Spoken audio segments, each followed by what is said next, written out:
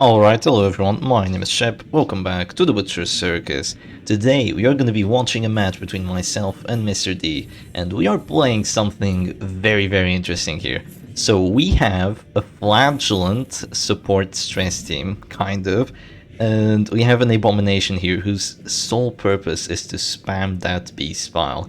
That's going to be essentially what we're going to be going for. So we're going to have a Crusader in 1 with the Pit Fighter's on Writ of Execution for that excellent Zealous value. We're going to have very tanky Man-at-Arms. I'm just going forward so quickly with this.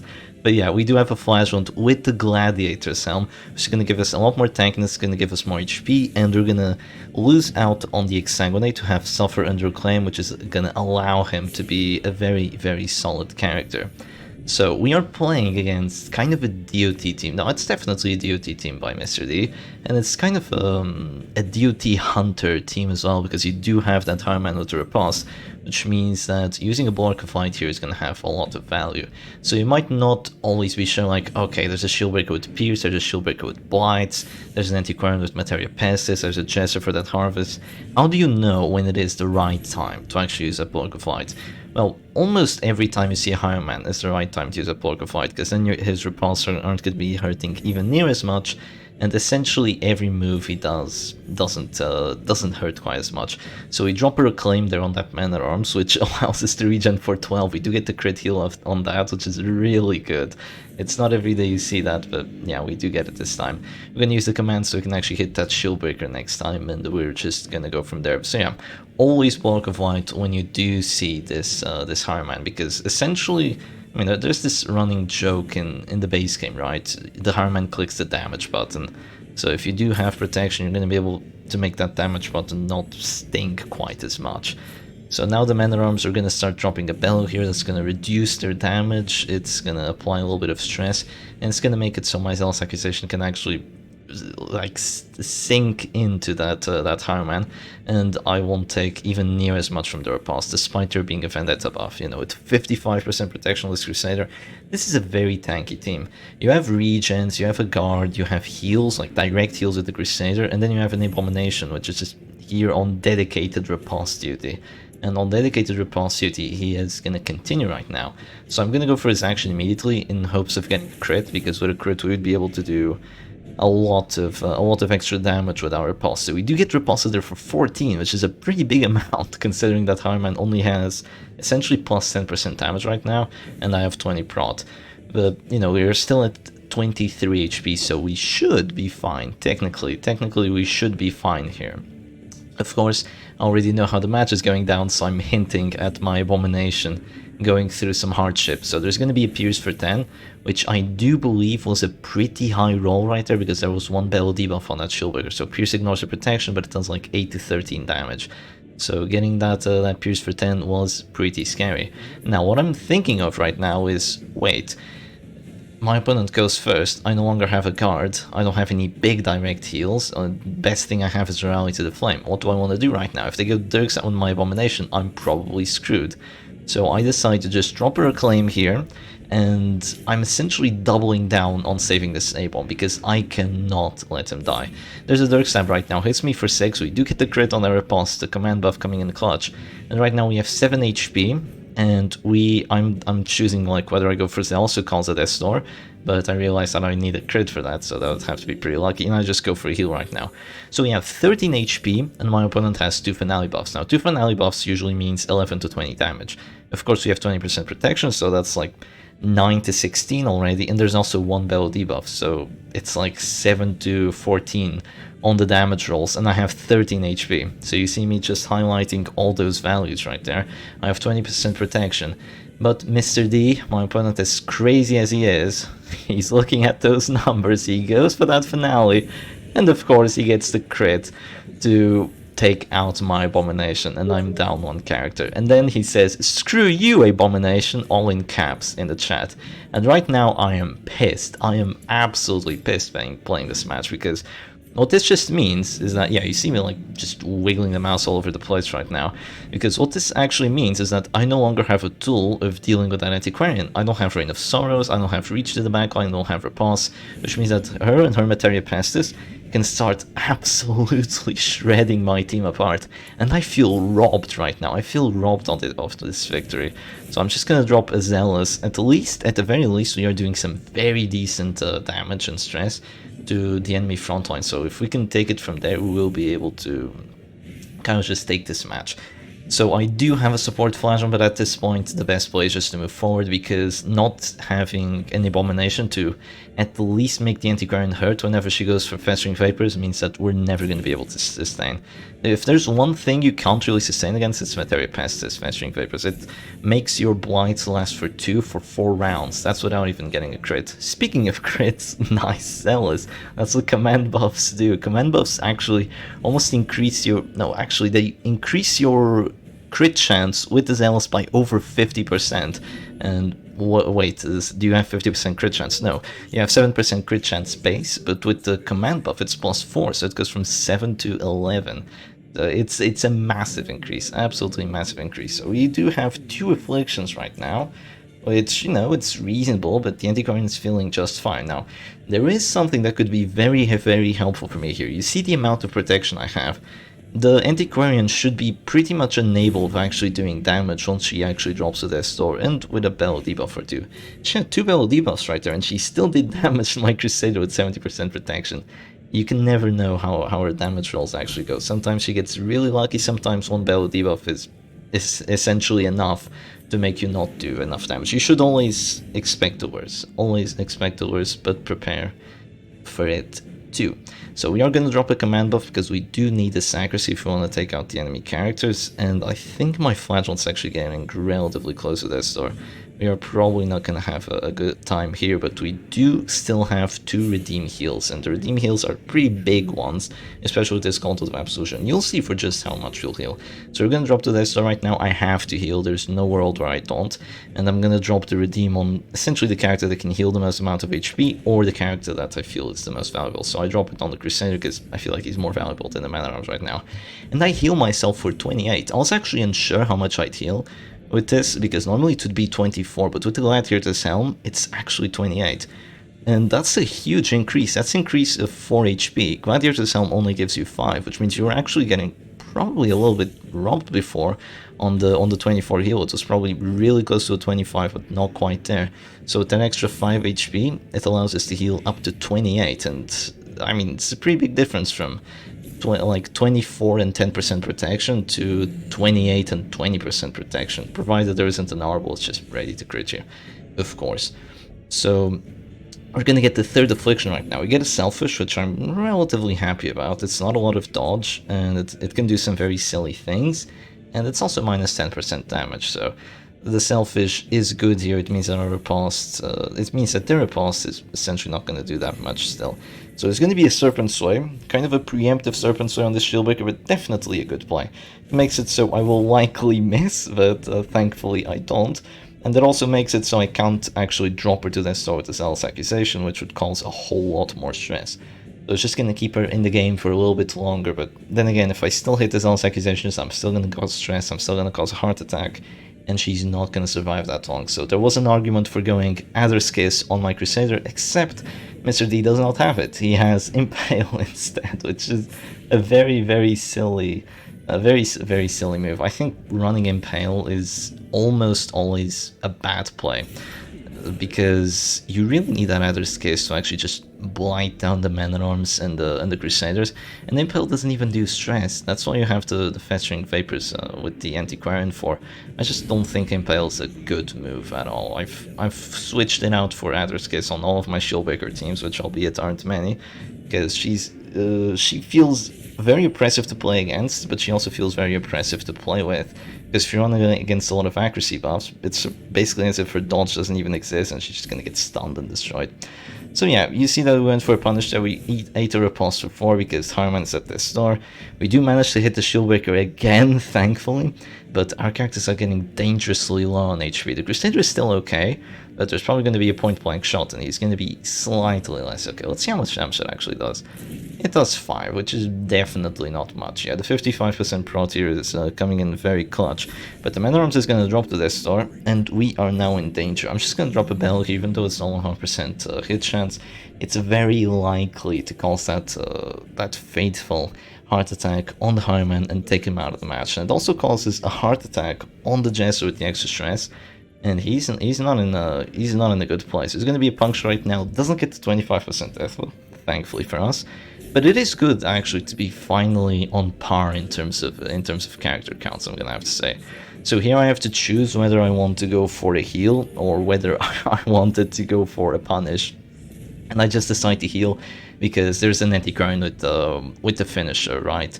So it would be a very decent chance of just getting death vote. It would be a 45, and then the Jester could probably get it too, so I just go for a heal.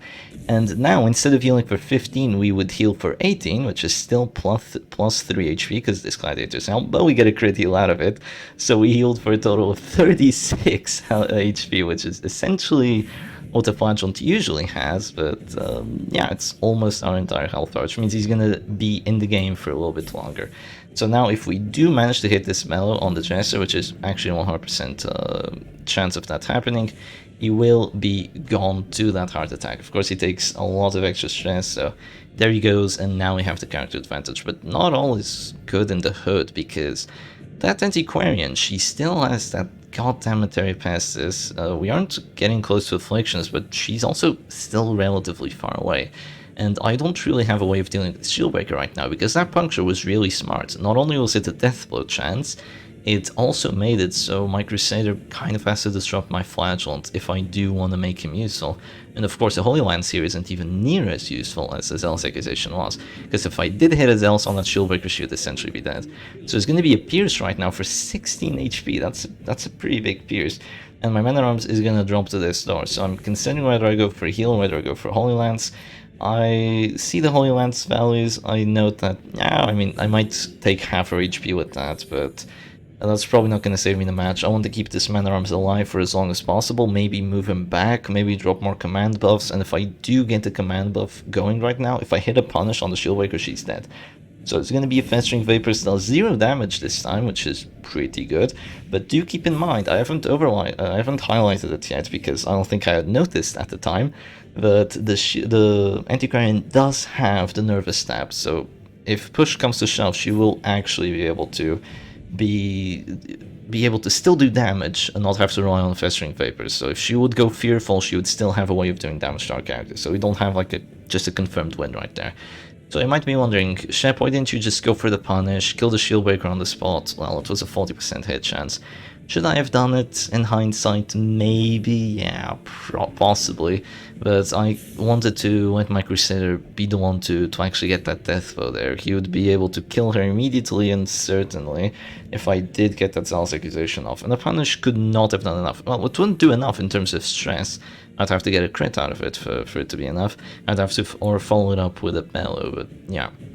Now the Flagellant is taking 16 points of DOT, which means he's dropping to this one. I'll have to heal. Of course, I only had 2 heals with the Redeem, because this one's a support Flagellant. I didn't want to drop Punish, because I think dropping Punish is the stupidest thing I can do.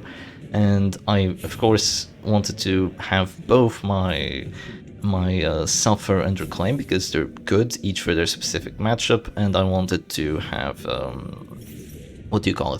and I wanted to have the Redeem for those big heals. So you see that I dropped the command buff with the Man-at-Arms just before he died, which gave me just enough accuracy to actually hit that Shieldbreaker, as well as the +5 accuracy from dropping to this star.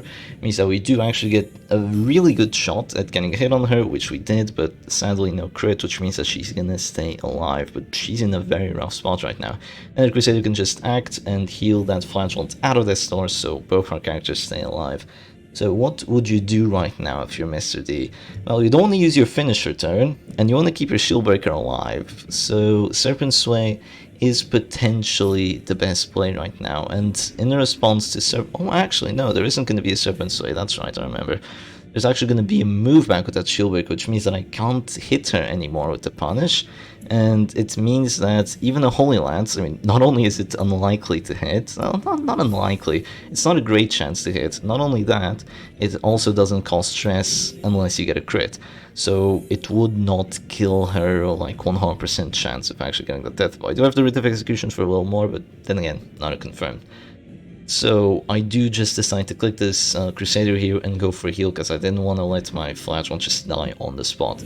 So we are going to get put to the store here with those DOTs, and I kind of have to choose for myself, well, what do I want to do with this Flagellant?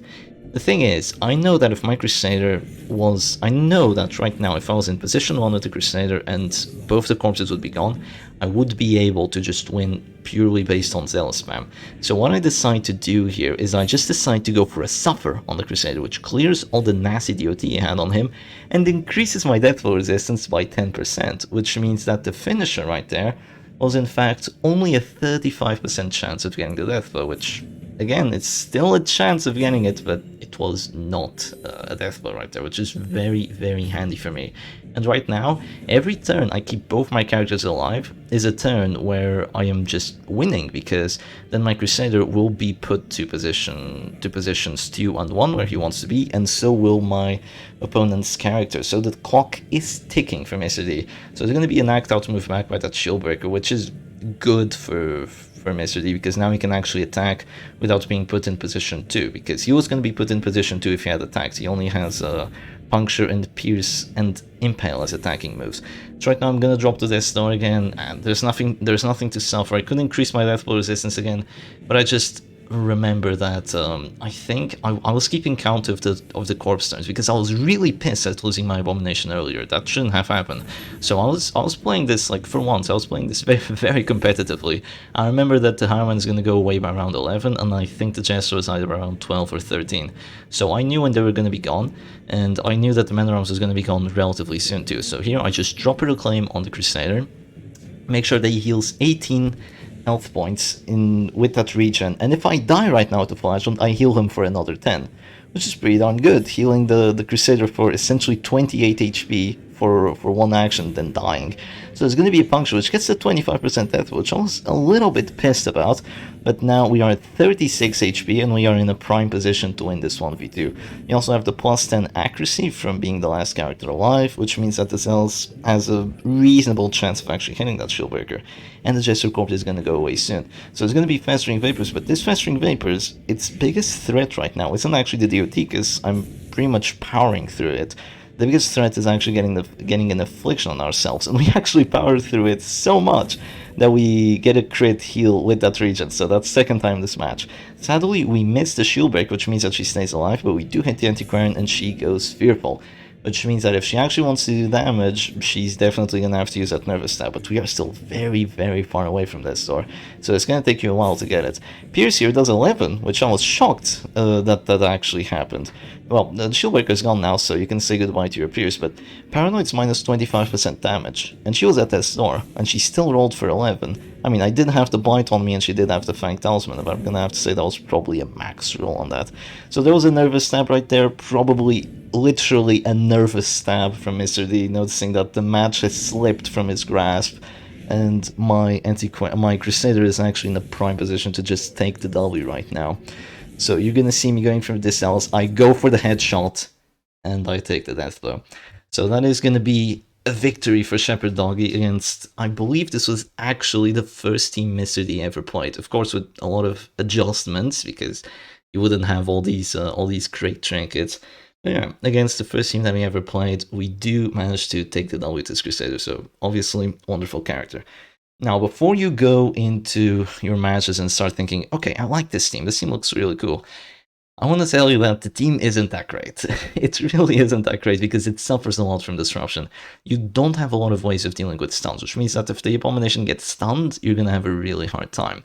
The Crusader can be disrupted very, very easily to the back by a slam, or even a purge, or even an uppercut, and then his Holy Lance doesn't do even near as much as his Zealous Accusation. And considering that this one's getting stunned, and this one's getting disrupted, your stress output is essentially gone, because the Man-at-Arms doesn't really do a lot of stress. He does like 12 per tick with the bellow, but applies the debuffs. That's mostly for the debuffs, not really the stress. Like 12 per tick, you need to have a really good offensive team with like a lot of sustain if you do actually want to win just through bellow stress, and this is definitely not the team for it. It's very good in like the first 3 rounds to actually prevent from dying against smart teams, because you have Suffer, you have Reclaim, you have Heals, you have Bulwark, you have Guards, you even have a self-heal with the Abomination, but to sustain like a pronged match, it's not the greatest thing, because those heals are all gonna run out, and they are essentially not going to have a way of dealing with stress, because the Flagellant does have to control the Absolution, but that's just about it, and your heals are very limited.